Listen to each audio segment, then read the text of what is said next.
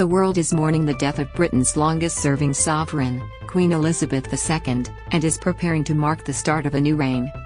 The code phrase for when the Queen dies is "London Bridge is down," which is relayed to the British Prime Minister and government officials. Following this message being made public, just how does the United Kingdom, and the Commonwealth, then commemorate such a significant event? Live updates: a moment of great sadness, new King's tribute to QueenREAD MOR, the life and achievements of Queen Elizabeth II. Britain and the Commonwealth will get a new king. Prince Charles will become the new monarch. Like his late beloved mother Queen Elizabeth II, he chose to keep his Christian name, and he became King Charles III. How the world found out the news of the Queen's death was announced by Buckingham Palace, and delivered by a news flash by the Press Association in the UK, which went out to the rest of the world simultaneously. The Union flag on top of Buckingham Palace was lowered to half-mast at 18:30 BST, 3:30 EST, and an official notice announcing her death was posted outside. Crowds who had gathered outside the palace swept out. Britain's commercial radio stations then received a notification by a blue flashing obit light, which means presenters need to switch to the news and play inoffensive music from prepared playlists. Read more: from assassination plots to making Arrow Guard famous, a look back on the Queen's visits to Australia. Newsreaders will wear black suits and black ties, and normal programming will stop. In Australia, flags will fly at half-mast for the next 10 days except when the accession of the new monarch is proclaimed. There will be gun salutes across the country, and the High Commissioner to the UK will participate in events.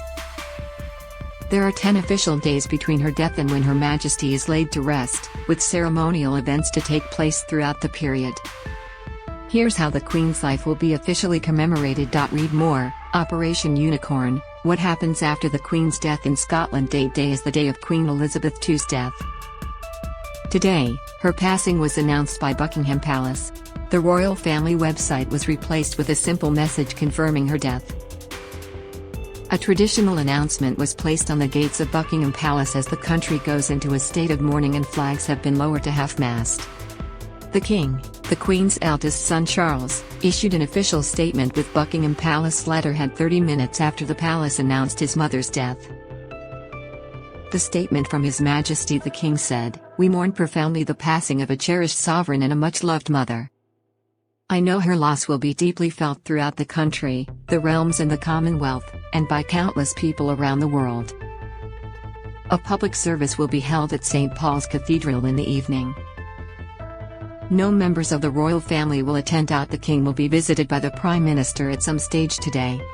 Operation Unicorn is now also in motion. This operation contains plans for if the Queen died in Scotland. According to a leaked version of the plan, it is likely her coffin will temporarily rest at the Palace of Holyrood House. Her coffin will be taken there by road 2 days after her death, before being taken to London and the palace, either by the British Royal train or plane. In line with royal tradition, D-Day is preceded with 11 days of ceremony. These days are officially referred to as D-Day, D+1 and so on. Read more: a timeline of Queen Elizabeth II's recent health issues. +1, Proclamation of the King. This day is known as the Proclamation of the King. The Accession Council, a group formed of all Privy Councillors, great officers of the state, the Lord Mayor and City Civic Party, realm High Commissioners and certain senior civil servants in the event of a new sovereign succeeding to the throne, will meet for 2 events at St. James's Palace. Australia's High Commissioner to the United Kingdom will be among those who attends the first event. The King will join the second event. At 11 a.m. local time, flags will return to full mast and Charles will be proclaimed King by the Garter King of Arms. The new King is expected to move from St. James's Palace to Buckingham Palace, and here he will meet the public and view the flowers and tributes placed outside. Today, it is expected countries across the Commonwealth, including Australia, will hold proclamation services. Members of the public are invited to sign condolence books which will be opened in public spaces and buildings from today. D+2, King begins duties. Flags will today return to half-mast out of respect for the Queen's passing. The King will meet with the Secretary-General of the Commonwealth and the Dean of Windsor. D+3, the King begins his tour. The King's official duties begin today, when he starts his tour of the United Kingdom. This is an opportunity for him to meet with as many members of the public as possible across the country. He will first visit Edinburgh in Scotland and will go to the Palace of Holyrood House for a Guard of Honour inspection. Read more: how the Queen's death will change Aussie currency. The King will then attend a remembrance service at St Giles Cathedral and meet with the First Minister. D+4, Northern Ireland. The King will make his way to Belfast, in Northern Ireland, today. He will visit Hillsborough Castle, and then attend a remembrance service at St Anne's Cathedral. Following this, the King will return to London. D+5, lying in state begins. Today is a significant day for the mourning period. The day begins with the imperial state crown, orb and scepter and flowers being placed on the Queen's coffin. The royal family will hold prayers. At 2:30 p.m. local time, a gun carriage procession will take the coffin from Buckingham Palace to Westminster Hall at the Palace of Westminster.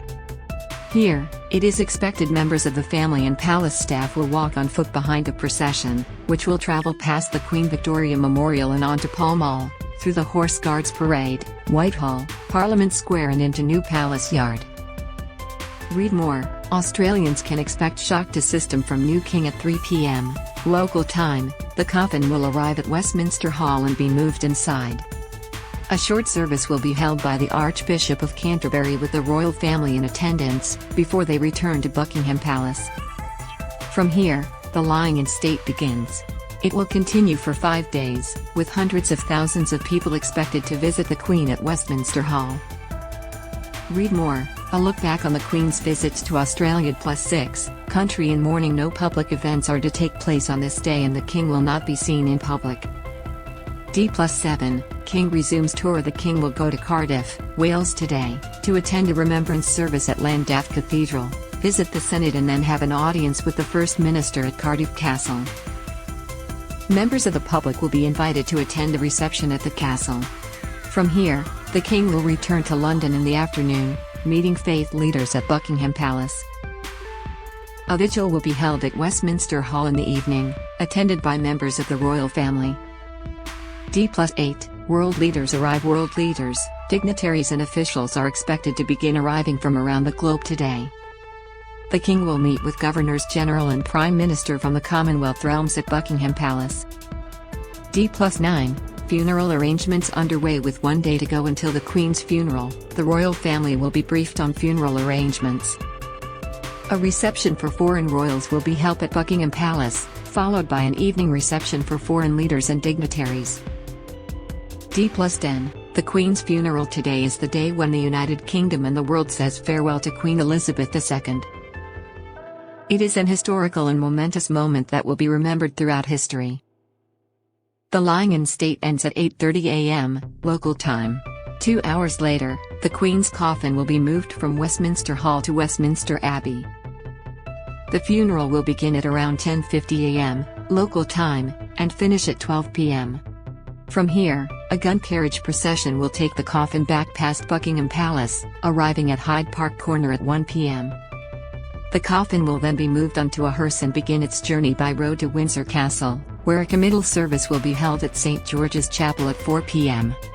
At the end of this service, the coffin will be lowered into the royal vault. A private burial will be held with the King and other members of the royal family that evening, and the Queen will be laid to rest. D+11, national mourning period begins. Flags across the country will be returned to full mast today, and the national mourning period will begin. The time will be determined by the British government. What now? King Charles' official coronation is likely to take place up to a year after the Queen's funeral. This will be a public holiday in the UK. Currency will be reprinted with the King's portrait and the Queen's currency will begin to be removed. This will also happen for passports, stamps and official uniforms. The British national anthem will be changed to God